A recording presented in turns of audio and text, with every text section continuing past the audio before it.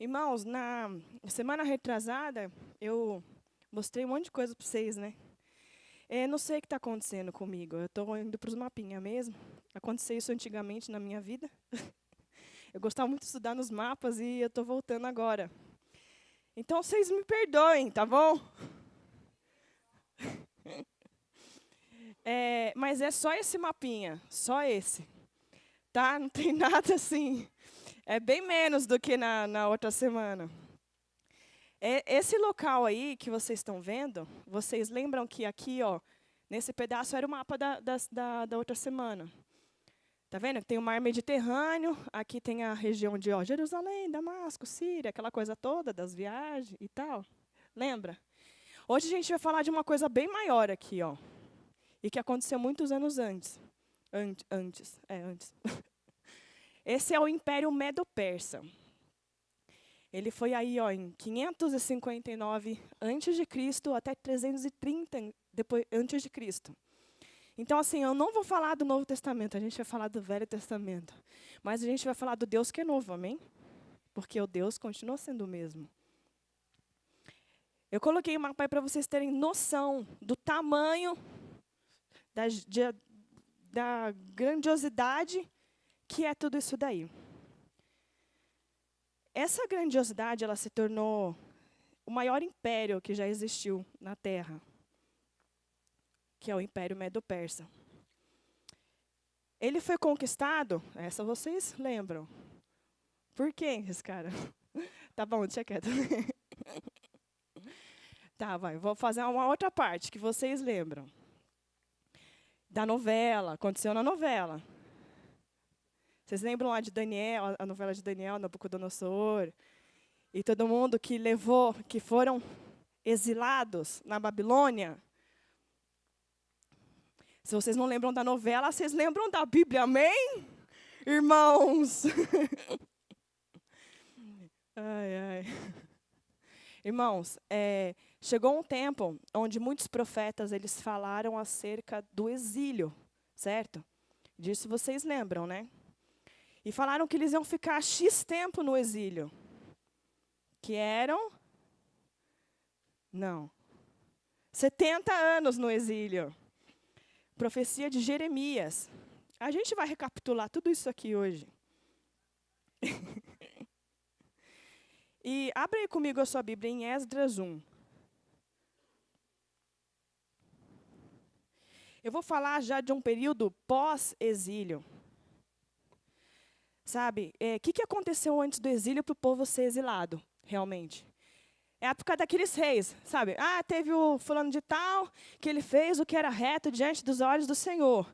Depois veio o filho dele, que fez o que era contra os olhos do Senhor. Depois veio o filho dele, que fez o que era reto aos olhos. Depois veio o filho que fez o que era contra. Eles eram que, tipo assim, contra o pai, assim, eu sempre, né? Fazer do contra. E a questão é que, durante muitos e muitos anos, desde a época do profeta Isaías, que ele falava e ele alertava o povo e falava que viria um tempo de exílio, de cativeiro, eles não se ligaram. Por quê? Porque apareceram muitos falsos profetas também lá no meio. E o falso profeta, ele fazia o quê? Dava a palavra de bênção o tempo todo, mesmo quando eles estavam no erro. Ixi, e aí você é o quê? Você é como que é a palavra? Conivente com o erro, né, dos outros. E por isso que eu pedi para vocês orarem, para vocês profetizarem o que o Senhor colocava, independente do que era. Porque quando a gente fala assim, profetiza uma bênção aí, os irmãos, não era irmão, né? Porque falta o profeta, não é irmão, amém? Então eles profetizavam bênçãos e os caras, tá tudo lindo, tá tudo maravilhoso. A gente está aqui adorando um monte de Deus, mas está tudo certo. Enfim, o Senhor veio com o juízo e trouxe o exílio. Muitas coisas boas aconteceram no exílio. Primeiro, a humilhação. Nunca você vai viver um momento de alinhamento com o Senhor, um momento onde você vai experimentar mais da glória dele, sem ser humilhado antes. Sem o Senhor mexer lá e cutucar as suas feridas, sem o Senhor falar, olha, vou te confrontar. vai ser desse jeito. Porque você precisa, porque no exílio a gente cresce, no deserto é onde a gente aprende. Não foi até Jesus foi levado ao deserto, para ser confrontado lá no deserto. E para ser tentado no deserto. Enfim, foram 70 anos que eles ficaram no deserto, na Babilônia. Tem até tanta música da Babilônia, né? Cai a Babilônia. Porque a Babilônia era tudo que representava o inferno mesmo, o mundo. Né? Ela era linda, maravilhosa. Na novela a gente vê que ela era muito mais linda do que as coisas que tinham lá em Judá. Tinha os jardins lá do rei, de Nabucodonosor, que eram maravilhosos e tal. Tinha muito conhecimento, tanto que a primeira coisa que Nabucodonosor fez foi pegar justo os espertos. Ele queria os nobres de Israel. Um deles foi colocado lá no meio, Daniel. É no exílio, é no cativeiro, que Daniel é livrado na cova dos leões. Gente, ele não é livrado da cova. Ele é livrado na cova, certo? E além de na cova, é no cativeiro. É lá no exílio onde Sadraque, Mesaque e Abednego também são livrados na fornalha. Não é da fornalha, é na fornalha. E foi no cativeiro que todo o povo de Israel foi livrado da morte. Também, porque o Senhor guardou a vida deles lá. Eles se deram em casamento. Essa foi a orientação de Jeremias. Falou assim, casem, tenham filhas, multipliquem, usem os recursos da terra, né? Vivam, não ficam chorando. Vivam, independente da situação. E eles viveram, né? Muitos continuavam em prantos e continuavam sofrendo. Acho que todos, né, continuavam sofrendo. Até que o Senhor fez uma coisa. Fala aí para quem está do seu lado, assim. Até que o Senhor fez alguma coisa. Na verdade, o Senhor já estava fazendo alguma coisa há muito tempo. O exílio era parte dela. E diz assim, em Esdras 1:1. No primeiro ano do reinado de Ciro, rei da Pérsia, a fim de que se cumprisse a palavra do Senhor falada por Jeremias, o Senhor despertou o coração de Ciro, rei da Pérsia, para redigir uma proclamação e divulgá-la em todo o seu reinado nestes tempos. Assim diz Ciro, rei da Pérsia: o Senhor, o Deus dos céus, deu-me todos os reinos da terra e designou-me para construir um templo para ele em Jerusalém de Judá. Qualquer do seu povo que esteja entre vocês, que o seu Deus esteja com ele, e que vá a Jerusalém de Judá reconstruir o templo do Senhor, o Deus de Israel, o Deus que em Jerusalém tem a sua morada, e que todo sobrevivente, seja qual for o lugar em que esteja vivendo, receba dos que ali vivem prata, ouro, bens, animais e ofertas voluntárias para o templo de Deus em Jerusalém. Você viu o que aconteceu aqui? Quem era Ciro? Ciro era um persa. Deus é capaz de levantar um cara que sequer é da igreja para transformar a igreja, sabe? Deus levantou o Ciro aqui e falou assim, o Senhor, o Deus dos céus, deu-me todos os reinos da terra. Todo esse mapa aqui, ó, que estava nesse pedaço aqui, assim, ó. Tudo isso daqui se baseava em todos os reinos da terra. Aqui no Brasil era a Índia ainda, pá, entendeu? Lembra? Era ainda o mundo plano, aquela coisa que eles tinham na cabeça que não sabiam de nada. Isso durou muitos anos. Então, todos os reinos, lembra que eu falei para vocês há 2 semanas atrás? Que tudo acontecia nesse tempo, nesse local. Tudo, tudo. Desde até o Éden era aqui nesse local. Porque ele pegava aqui o rio Eufrates, e é bem aqui, ó, Tigre, Eufrates. Se você for ler lá, é bem aqui, assim, o Éden. Só que a gente vai lá e não acha mais, porque o Senhor tirou, né? Ele guardou. Então, assim, Ciro fala, o Senhor me deu todos os reinos do mundo. Ele era tipo o Deus do mundo. Pensa, a gente não tem alguém que seja assim hoje, né? Alguém que seja um governador sobre todo o planeta Terra. Não existe. Mas Ciro, ele era esse cara. E ele reconheceu que o Senhor que tinha colocado isso sobre a vida dele. Então, ele foi usado por Deus para cumprir uma profecia que já tinha sido dita há muito tempo atrás. E já tinha sido dita há muito tempo atrás mesmo. Inclusive que Ciro, e que ia ser usado para fazer isso. Há 200 anos atrás, Isaías foi usado e profetizou que Ciro, tipo, era um cara que nem existia. Sabe você profetizar uma coisa que vai acontecer daqui 200 anos? Olha, vai vir um homem, sei lá, vai vir uma mulher chamada Marta. E Marta é ruim, né? Porque Marta era muito trabalho, né? Vai vir a mulher lá, chamada Josefina, e ela vai, sei lá, fazer... Estou sem criatividade hoje. Mas vocês entenderam. E a gente lança uma profecia e, tipo, meu Deus, o negócio realmente, depois de 200 anos, se cumpre. Quando o povo perece, o Senhor levanta seus profetas. Eu estava orando aqui falando o quê? O profeta é aquele que primeiro vê, né? O profeta foi aquele que ele viu, não tinha nuvem nenhuma, mas ele já via a chuva. Depois ele viu uma pequena nuvem, e ele já glorificou, porque para ele a chuva já estava caindo. Amém? O profeta é aquele que, mesmo quando ele vê tudo ruim na frente dele, ele já dá glória porque ele tem a visão de Deus das coisas que estão acontecendo. Eu até fiquei pensando assim, nossa, Jeremias, ele ficou profetizando antes do exílio, até o dia que o povo foi exilado e foi levado ao cativeiro, e ele escreveu Lamentações depois disso.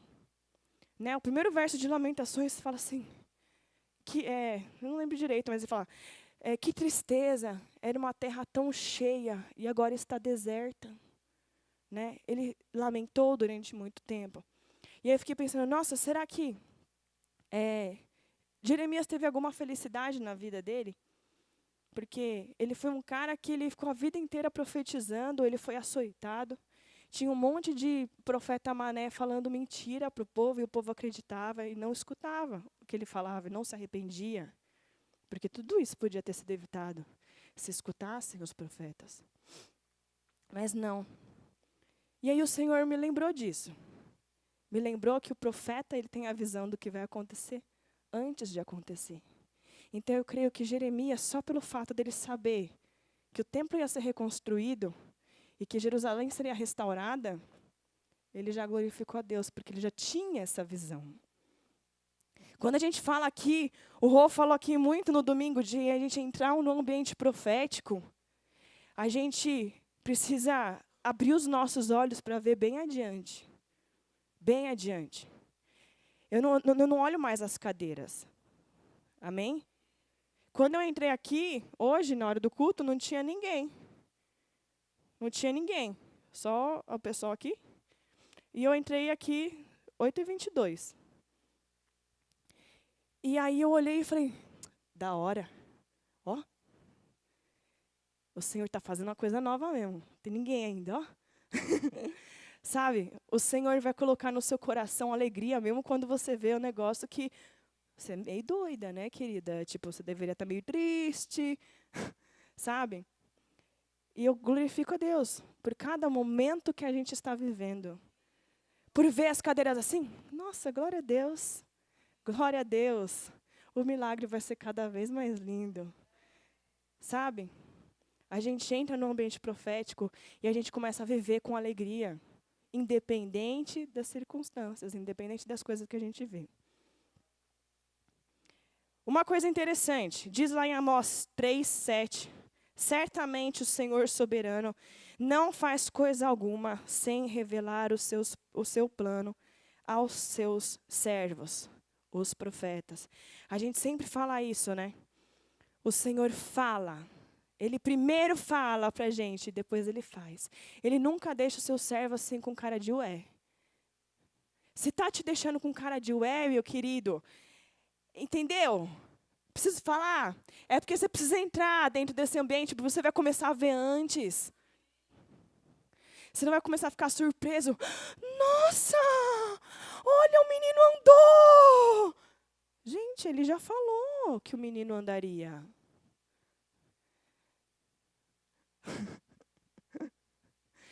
A pessoa ressuscitou. A gente se admira porque a gente sequer crê. A gente sequer crê na palavra. E o Senhor tem falado muito comigo. E eu comecei a ler aqui o livro de Esdras e o Senhor me deu até um sonho, né? Há um tempo atrás, onde aconteceria uma reforma. Não quero falar do sonho. Mas o Senhor tem falado muito comigo acerca de reforma, de reconstrução, de ruínas, coisas que a gente já tem falado aqui, né? De muitas ruínas que caíram. A gente falou aqui na reunião dos líderes de que a nossa missão aqui é reconstruir as ruínas caídas.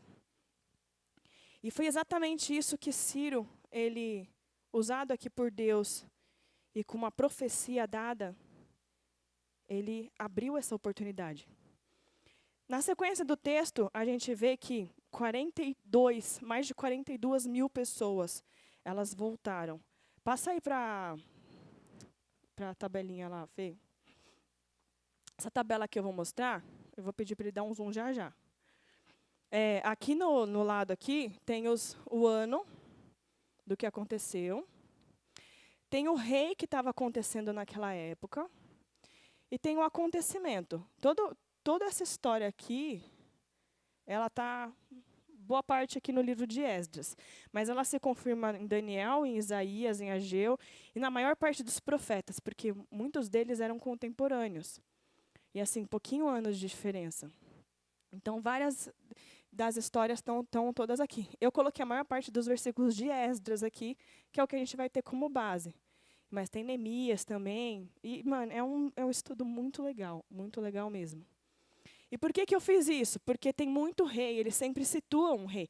Foi no período do reinado, que a gente acabou de ler, né, de Ciro, rei da Pérsia, né, no ano tal do reinado dele. Então, você já consegue situar um ponto ali, um acontecimento histórico, para quando você lê no outro livro que está acontecendo uma outra coisa com outro profeta, você vai, caraca, olha, enquanto estava acontecendo aquilo ali, estava acontecendo aquilo lá. Que louco! Olha como Deus estava agindo. Né? Porque a gente sempre acha que Deus age assim no negócio, né, a gente está lendo, só está agindo naquela pessoa ali. Né? Não tinha mais ninguém na face da terra. Não, tinham muitos profetas. E aí, aqui a gente pode dar um zoom, Fê, aqui nesse início aqui. Ó. Nesse início, dá para ler agora? Tem Nabucodonosor aqui, né? Que foi Nabucodonosor que ele destruiu Jerusalém. Ele destruiu o templo de Jerusalém. Aquele templo do Salomão que tem ali no Brás, bonitinho. Ele destruiu o templo. É no Brás, né? E Daniel foi levado cativo. Ó, isso daqui marcou o início do cativeiro. Foi em 606 antes de Cristo. Depois ele morreu e tal, teve o filho dele. Foi quando teve a queda de Jerusalém, com Ciro chegando lá da Pérsia, confrontou a Babilônia e conquistou a Babilônia. A Babilônia caiu. Cai a Babilônia. Foi quando aí caiu. E aí, o Ciro decreta a reconstrução do templo. Você vê que louco. Nabucodonosor era o cara que ele fez horrores para o povo de Israel. Né? Ele destruiu o templo, destruiu o que era muito sagrado para eles, o que eles mais amavam, tirou a dignidade deles. E o Senhor não levanta um cara lá de dentro. Né? Não tinha ninguém dentro que pudesse ter competência, um exército para derrotar Nabucodonosor. Ele se achava o cara mais poderoso da terra. E o Senhor levanta Ciro, que não tem nada a ver com a história deles, né, da guerra entre Israel e a Babilônia, para fazer a justiça para o povo de Israel. A gente vê que Deus ele sempre move o mundo inteiro a favor da sua igreja, a favor do seu filho. Tanto na outra semana onde a gente estudou, até o Império Romano, tudo que você vê, os acontecimentos, eles envolviam. E você vê que tinha um direcionamento de Deus para que as coisas acontecessem conforme um propósito de Deus. E aí tem o decreto para reconstrução, final do cativeiro. Quando esses 43.000 homens, eles chegam em Jerusalém, acabam os 70 anos, exatamente. Foi dessa forma que acabou o cativeiro, por um homem que não era nem israelita. E olha só, o que eles fizeram? Agora que a gente vai entrar na palavra, essa parte foi toda a introdução. O que eles primeiro fizeram? Eu gostei de estudar isso aqui, porque a gente vê que para toda reconstrução existe um processo, né? Existe uma coisa a ser feita primeiro. E quando eu estava até conversando com os meus irmãos, eu falava, gente, a primeira coisa que a gente faz é lançar o alicerce, não é? Lançar a fundação. Aí o Senhor mostrou que eu estava muito errada, muito errada. Não. Não é nem mexer no terreno. Passa a sua página aí, ou seu aplicativo, e abre em Esdras 3. Não sei se o teu vai ter um título aí, mas a primeira coisa que eles fizeram foi reconstruir o altar. É o primeiro ponto. Não existe nada antes, não existe nada mais importante que você possa fazer na sua vida, nenhum projeto que você possa iniciar sem ter colocado isso no altar do Senhor, ou ter construído o altar primeiro naquele projeto. Às vezes a gente pensa assim, cara, eu preciso fazer muita coisa aqui, minha família está sendo destruída, eu preciso agir, eu preciso trabalhar. Cara, a primeira coisa, constrói um altar dentro da sua casa. Amém? Eles não tinham nada, os muros estavam destruídos, todas as casas estavam destruídas, o templo estava em ruínas, não tinha nada, nada. A primeira coisa que eles fizeram foi construir um altar para o Senhor. As coisas estão ruins em casa? Constrói um altar para o Senhor.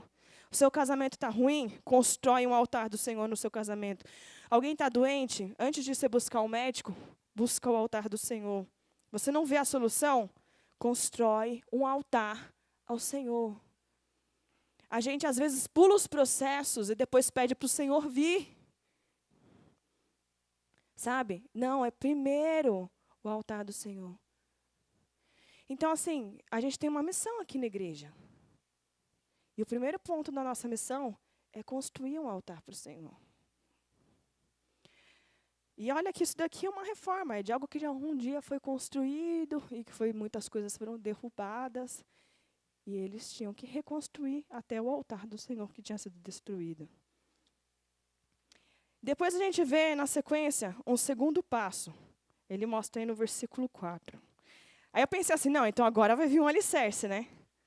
Que já foi feito o altar, então vamos logo iniciar a obra. Ansiedade de arquiteto. Mas só que não. Depois, diz assim no verso 4, do mesmo capítulo.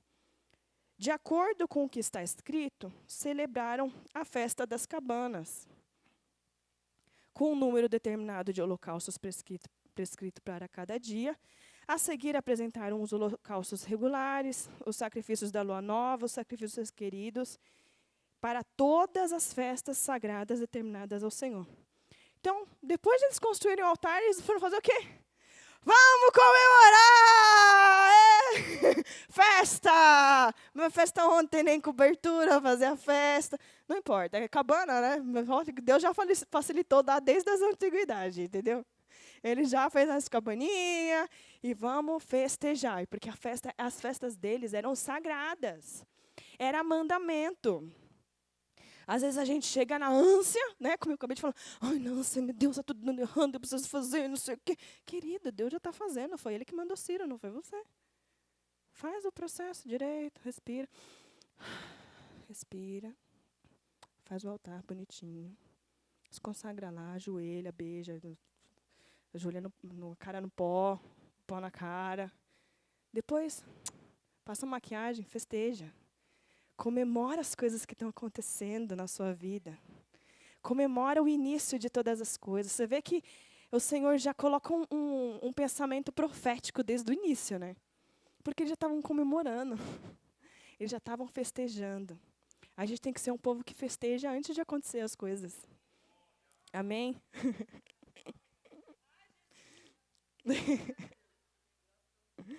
Bom, aí eles começaram as alicerces, né? Não. Quase.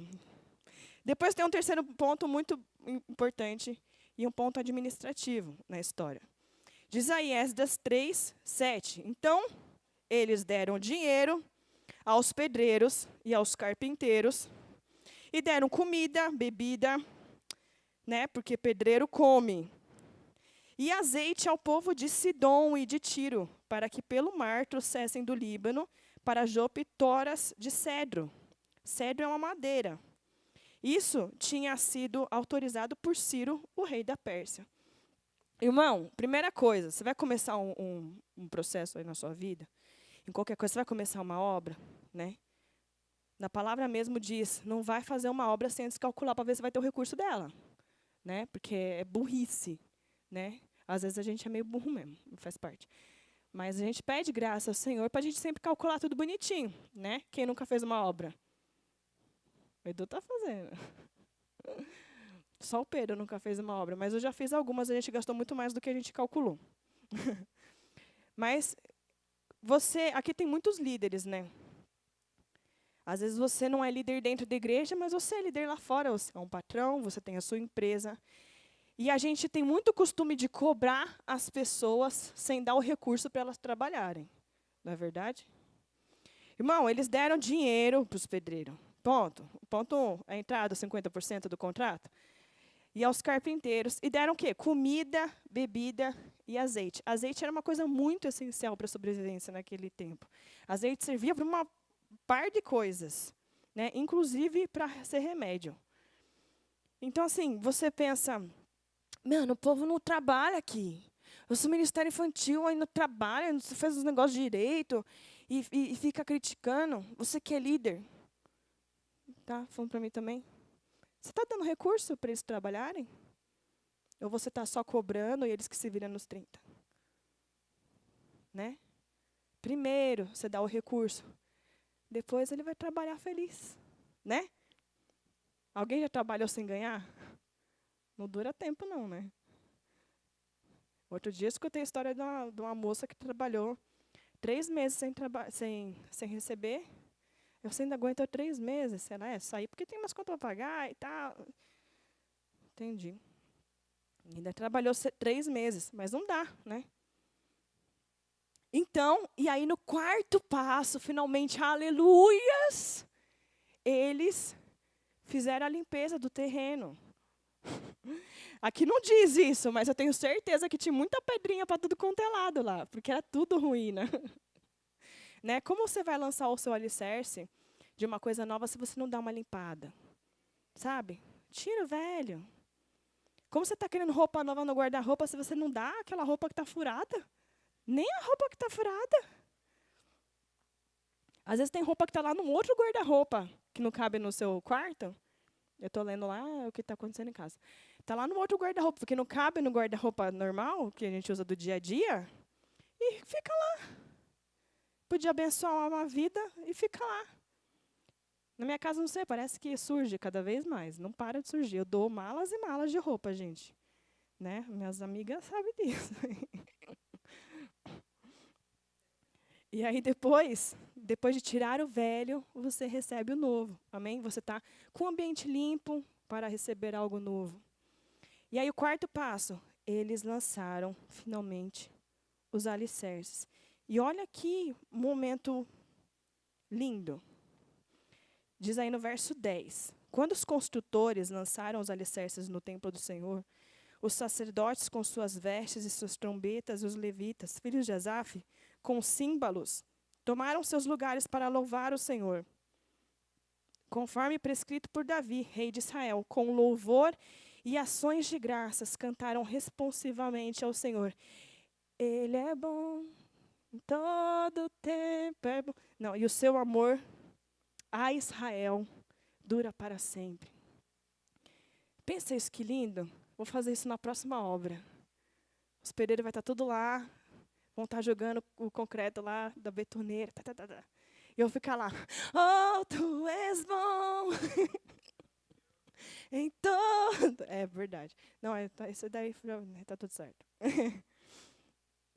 E isso nos dá um ensinamento muito lindo. Sabe? No momento que a gente está aqui, dando o inicial, fazendo a nossa base. Quem é a base da igreja? Quem é o alicerce da igreja? Quem é a pedra angular? Jesus. É Jesus que está na base das coisas que você tem construído? Será que os seus projetos têm feitos todos... Você tem lançado Jesus como fundamento deles? Você fala, mas aqui não tem nada a ver, meu trabalho, é uma área que não foi Jesus que te deu, foi isso?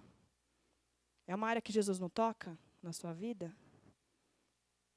É uma área que você trabalha lá nos seus 8 horas por dia, 1 hora de Jesus no seu dia, e é isso? E aí depois você vai ficar cobrando Jesus para te dar um salário? Se ele nunca foi a base do seu emprego? Se ele nunca foi a base dos seus projetos? Irmãos, quando a gente entender que a gente tem que primeiro começar pela base, e diz aqui em outras versões que eles reformaram esses alicerces, porque os alicerces não estavam totalmente destruídos. Então, existem coisas que a gente precisa mexer primeiro lá embaixo, sabe? Lá embaixo. E eu estava falando aqui com os irmãos até então que primeiro a gente mexia no pilar, né? Que a gente tinha que levantar o pilar. Só que eu tinha esquecido desse detalhe, que embaixo do pilar tem alguma coisa que sustenta o pilar. Se os pilares estão caindo, irmãos, talvez tenha infiltração na base. Talvez tenha cupim lá na madeira da base.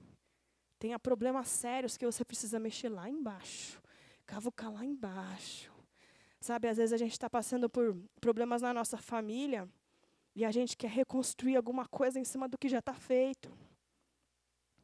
E às vezes a gente vê que não está dando certo, que as coisas estão desmoronando, que as coisas estão sendo destruídas.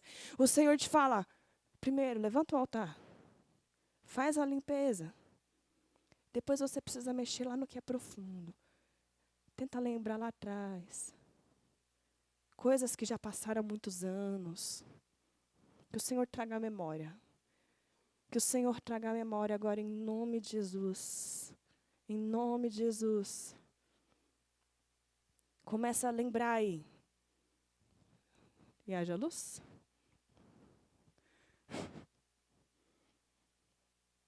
Começa a lembrar, irmãos. E aí aconteceu uma coisa...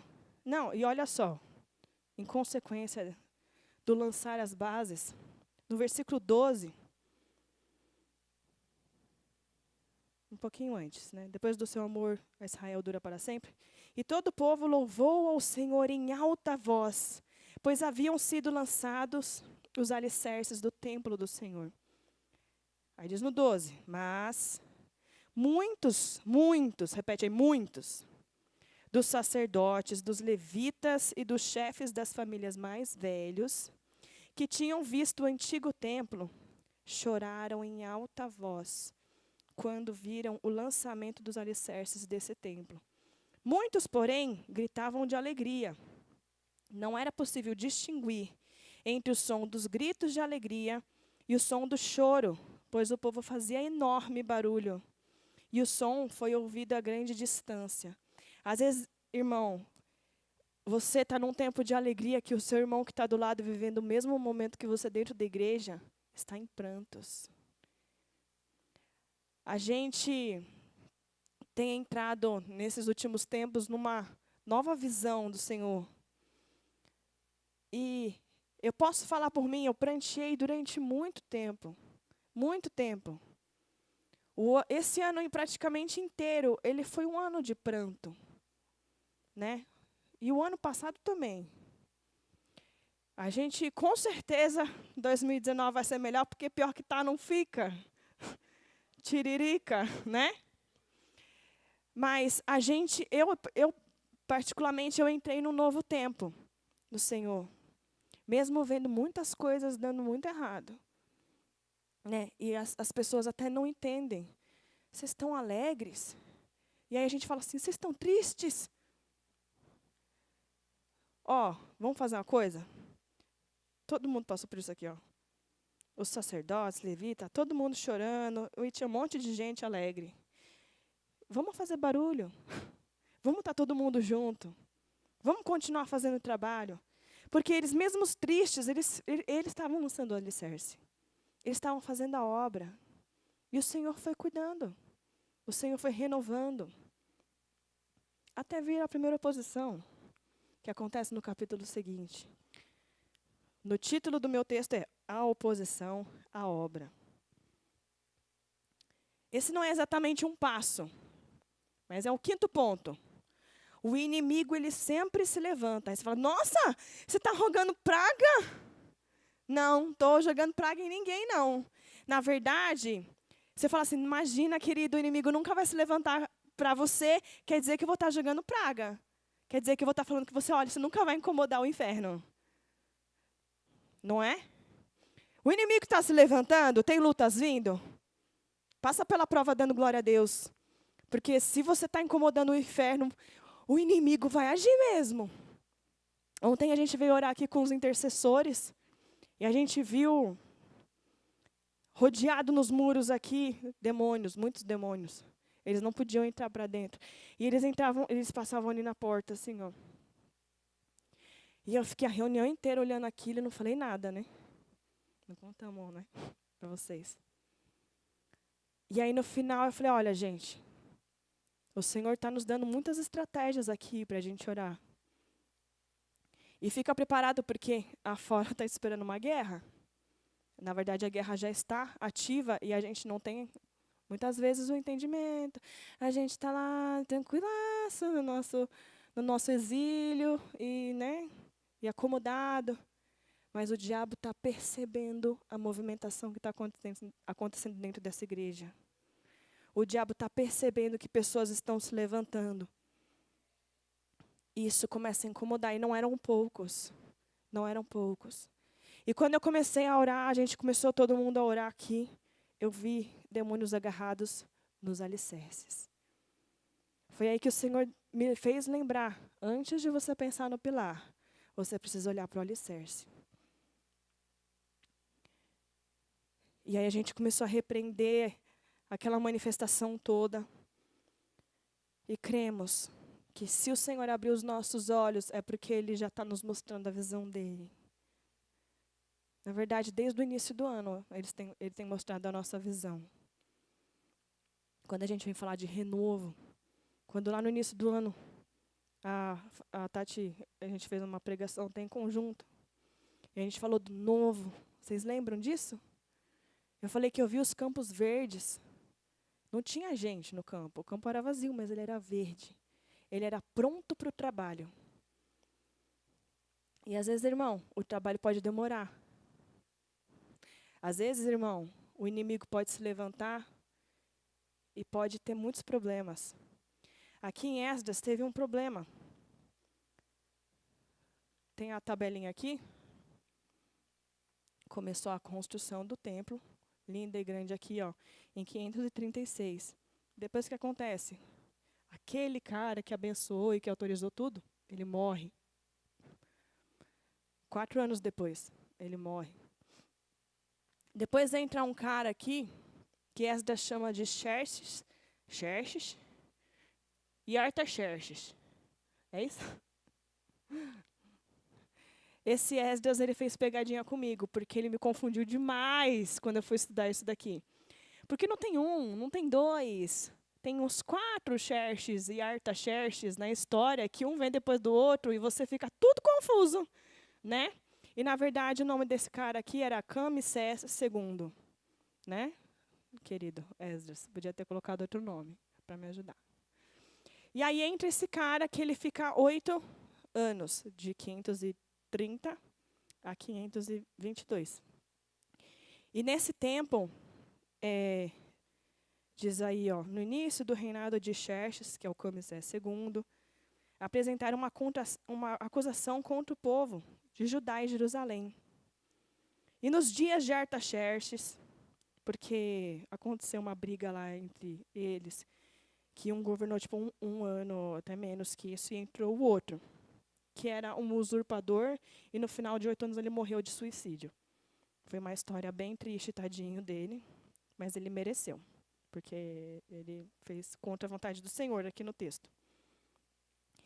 E aí, não, antes disso, quando eu falei, vem a oposição à obra, chegaram umas oferendas, chuta aqui a laço. Chegaram umas pessoas aqui falando assim, olha, nós já nos convertemos também ao seu Deus, nós servimos também ao seu Deus e nós sentimos que nós podemos ajudar na reconstrução. Aí Zorobabel, que era um cara chamado por Deus para fazer essa obra, ele olha bem assim e fala, não, muito obrigado aí pela sua ajuda, né? Mas essa é uma responsabilidade nossa e não sua. Os caras nem eram israelitas. E aí, o que eles fizeram? Eles pagaram funcionários para disseminar no meio do povo desânimo. E diz aí no verso, no capítulo 4, no verso 5, pagaram alguns funcionários para que se opusessem ao povo e frustrassem o seu plano. E fizeram isso durante todo o reinado de Ciro e até o reinado de Dário, o rei da Pérsia. Abre aí, Fê, para mim. É a tabela lá. Ciro, ele está lá desde o início, lembra? Desde aqui de cima. Desde 539, quando, né, ele conquista a Babilônia e tal. E em 536, ele dá o início na construção. Então, desde que se iniciou, desde o reinado de Ciro, aí a gente desce. Até o final da construção, esses caras ficaram apurrinhando no meio do povo. Plantando discórdia, plantando desânimo, plantando veneno. Por quê? Porque não foram aceitos desde o início. Irmãos, a gente precisa estar atento. A gente precisa estar atento. E pior do que estava, ficou. Por quê? Porque o Ciro morreu. E quando o Ciro morreu, chegou esse Camicés, que ele era muito louco, muito doido, e ele deu ouvidos a esses caras e paralisou a obra. A obra ela ficou paralisada durante 10 anos. Que foi aí, ó. Camicés, não sei o quê. Paralisam a obra. 530. Quando Dário assume, que era 522, 8 anos depois, ele, no segundo ano do reinado dele, que ele autoriza a obra de novo. E olha só que interessante. Eles começaram a obra antes de ter autorização. Voltaram, né, a fazer a obra antes de ter autorização. Abre aí, ó, no capítulo 4, no versículo 24.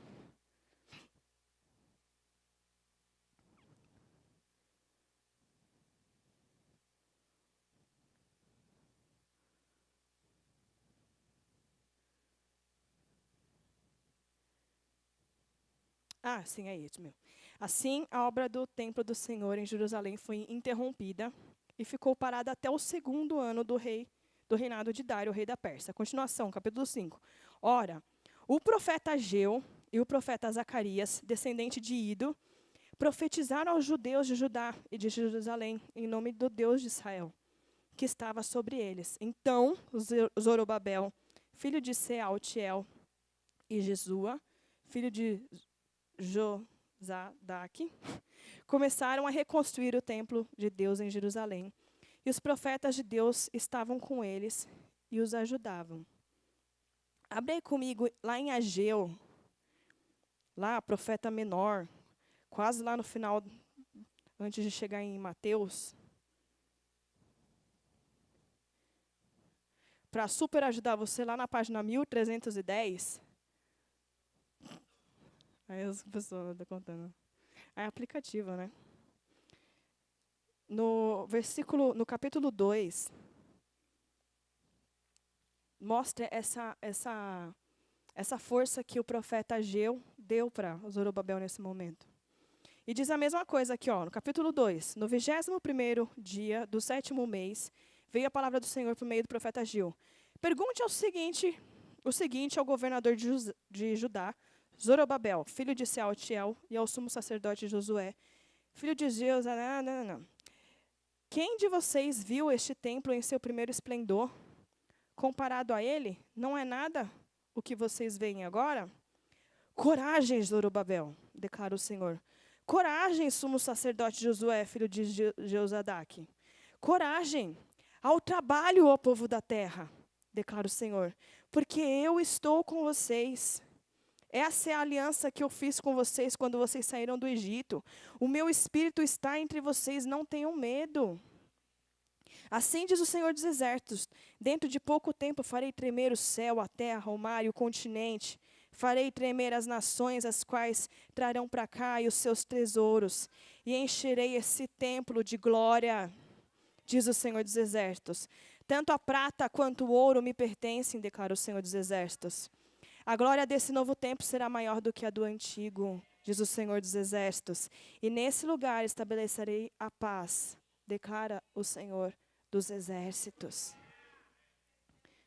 No final desse capítulo, no versículo 23, em continuação com a profecia que Ageu estava derramando sobre Zorobabel, ele diz assim: naquele dia, declara o Senhor dos Exércitos, eu o tomarei, meu servo Zorobabel, filho de Sealtiel, declara o Senhor, e farei de você um anel de selar, porque eu tenho escolhido.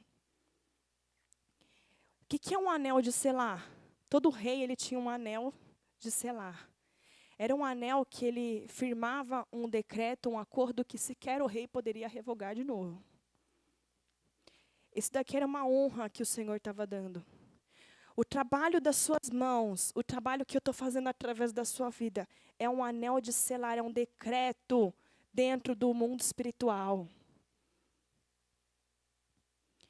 E olha só que interessante. Zorobabel, ele era descendente legítimo do reinado. Era para ele ser rei mesmo. Ele era ele era neto do Jeoaquim. Jeoaquim foi o último rei que não foi morto, ele ficou preso durante muitos anos no exílio, mas ele era do Senhor, então ele foi liberado da prisão e viveu a vida dele. Teve Zorobabel, e foi esse Zorobabel que foi levado para estabelecer esse novo templo. E olha um ponto mais interessante, que tem um mistério ainda aí, que eu não consegui descobrir mais coisas. Mas a partir de Zorobabel saiu as duas linhagens. A linhagem que deu em José e a linhagem que deu em Maria. Ambas se encontraram assim no momento em Zorobabel e se separaram. Vê que Zorobabel, ele fez um ato ali, e essa reconstrução desse templo, ela gerou uma coisa tão forte no mundo espiritual, ao ponto de Jesus ter, por pai e mãe, né, por pai adotivo e mãe de sangue, ter saído do mesmo cara que passou em Zorobabel. Que o Senhor ministre aí na sua vida acerca dessas coisas. A gente percebe, por todos esses textos, de que quando o povo perde a visão, o Senhor sempre levanta os profetas. E foi exatamente que ele fez isso. Ageu deu essa palavra de ânimo. E aí vamos voltar lá em Esdras.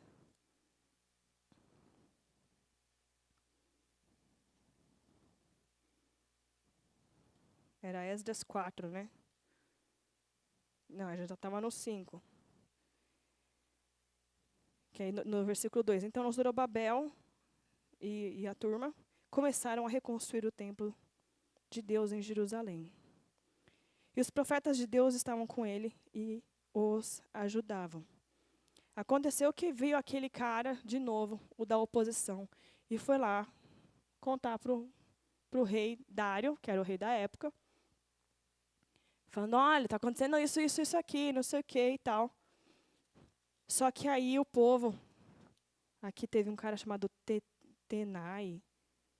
Está no texto, depois você lê, senão a gente vai ler muito texto e vocês estão todo com sono que eu estou vendo. Não precisa, olha aí. Vocês querem ficar em pé?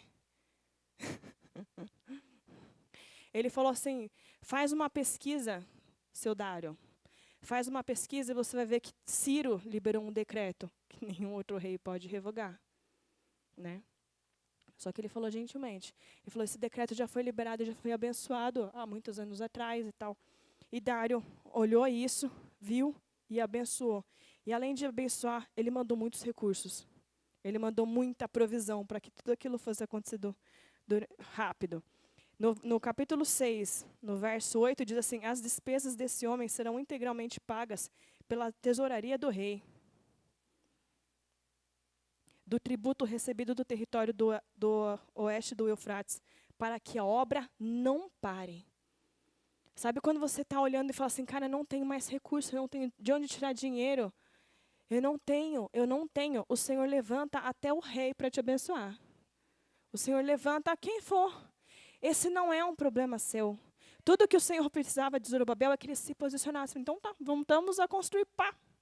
Entendeu? Ele não precisou de autorização, ele não precisou de nada, ele entendeu que ele era um anel de selar. Deus falou, vai e constrói. Se você for ler antes, nos capítulos lá em Ageu, você vai ver que o Senhor antes falou assim, por acaso vocês acham que está no tempo de construir a própria casa de vocês? Que a casa de vocês merece acabamento fino enquanto a minha está em ruína? Não, constrói primeiro a minha. Sabe, às vezes a gente se preocupa muito com o que está acontecendo lá em casa e pouco com o que está acontecendo no reino. O Senhor está muito mais preocupado com que o seu coração seja totalmente dele, ao ponto das coisas que acontecem aqui serem mais importantes do que as coisas que acontecem lá em casa. Amém? Recebam isso, igreja. Recebam isso. Tem muita coisa importante aqui.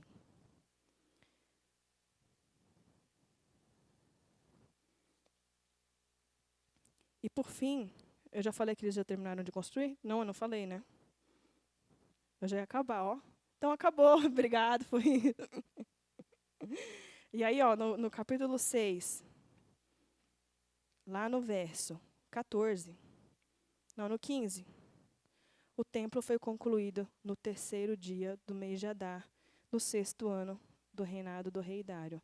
Então, o povo de Israel, os sacerdotes, os levitas e os restantes dos exilados, celebraram com alegria a dedicação do templo de Deus. Para a dedicação do templo de Deus, ofereceram 100 touros, 200 carneiros, 400 cordeiros, e como oferta pelo pecado de todo Israel, 12 bodes, de acordo com o número das tribos de Israel. E organizaram os sacerdotes em suas atividades e os levitas em seus grupos para o serviço de Deus em Jerusalém, conforme o que está escrito no livro de Moisés. Depois que tudo isso aconteceu, mais exilados começaram a construírem as suas casas. Depois Neemias foi levantado para reconstruir os muros, né, que é o próximo livro. E foi logo na sequência. E a gente vê até que no início aqui, Neemias participou inclusive da construção do templo. Acredito que ele ainda é muito novo, só cita uma vez. Lá no meio da galera, e veio Neemias, veio também Mardoqueu, lembra o tio da Esther. Estava tudo lá. Porque a história de Esther também acontece logo depois disso daqui. E é muito interessante a gente estudar e ter sede por essa palavra. Amém, irmãos? Vamos ficar de pé.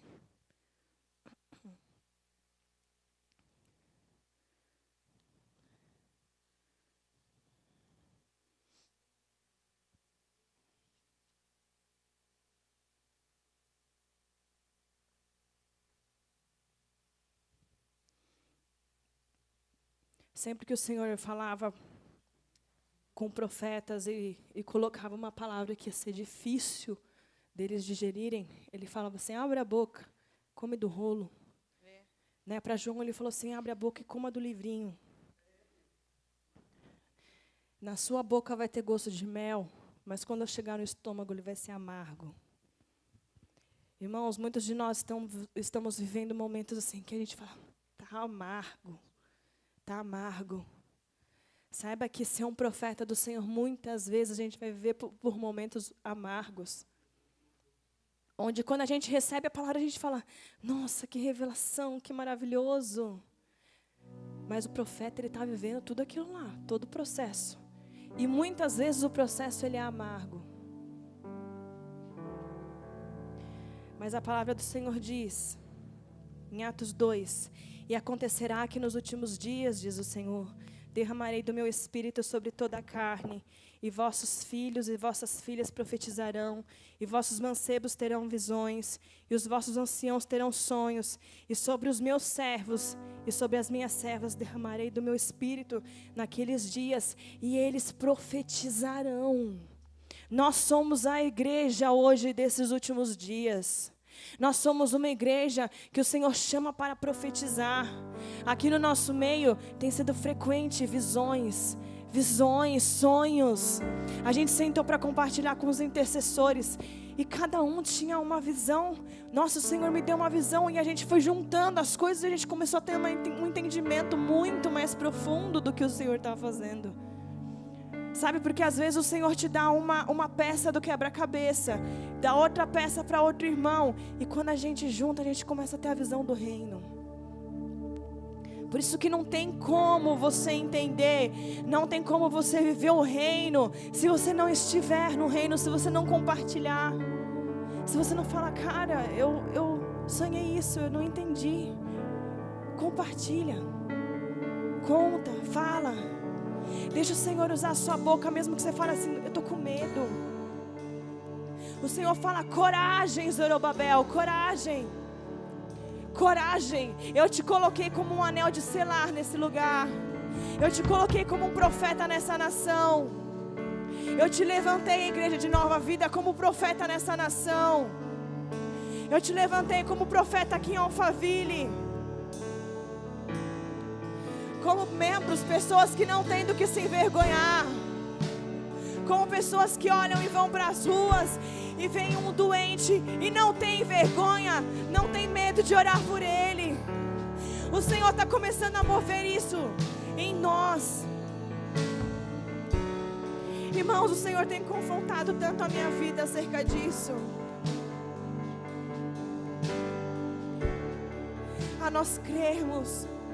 O Ti pregou acerca de fé. A fé é a nossa principal base. Se a gente não tiver fé, a gente não faz nada. Nada.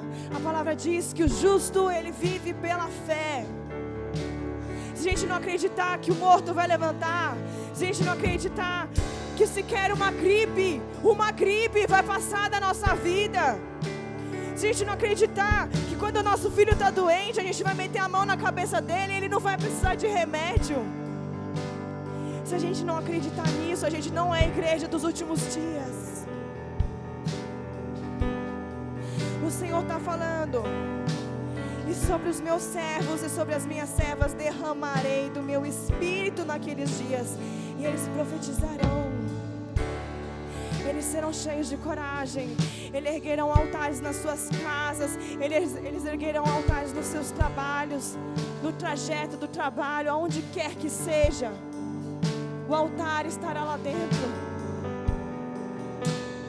Eles erguerão altares na sua sala, onde eles assistem a sua TV.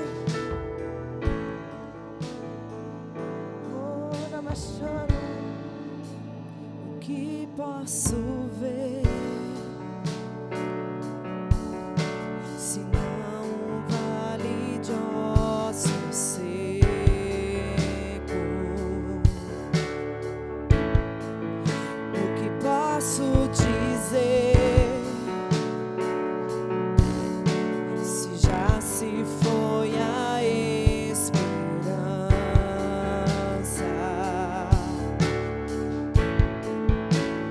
Nossa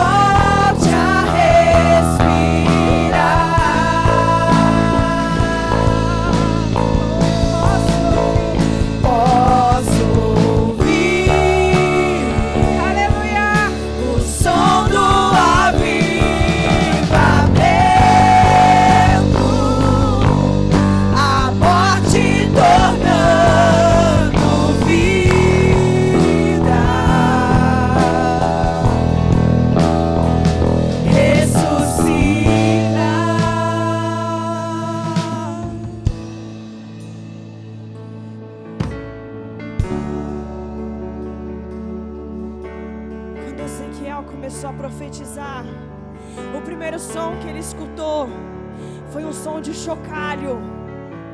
Você pode escutar o som de chocalho, porque os ossos começaram a bater, os ossos começaram a andar. Ele começou a ver uma coisa que não tinha vida se manifestar. E só tem olhos para ver quem o Espírito quer. Por isso, Espírito Santo, nos dê olhos para ver, nos dê olhos para ver, nos dê olhos para escutar o chocalho dos ossos batendo. Nos dê olhos, Senhor, nos dê boca para profetizar, nos dê boca, Senhor, nos dê coragem, Senhor, para que nos levantemos no meio dos mortos e brademos, e brademos, e brademos vida, e brademos vida.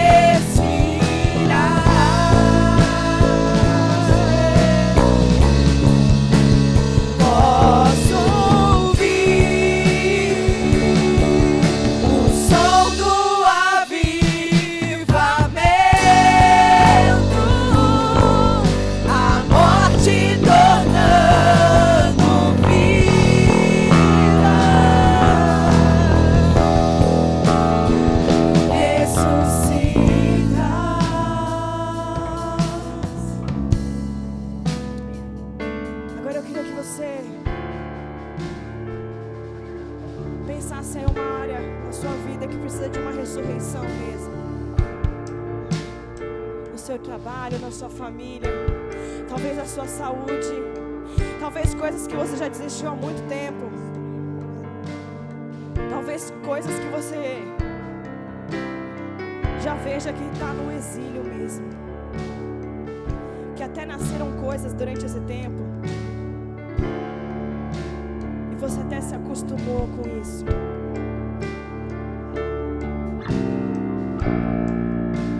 Pense aí. Senhor, comece a trazer a memória. Comece a trazer a memória.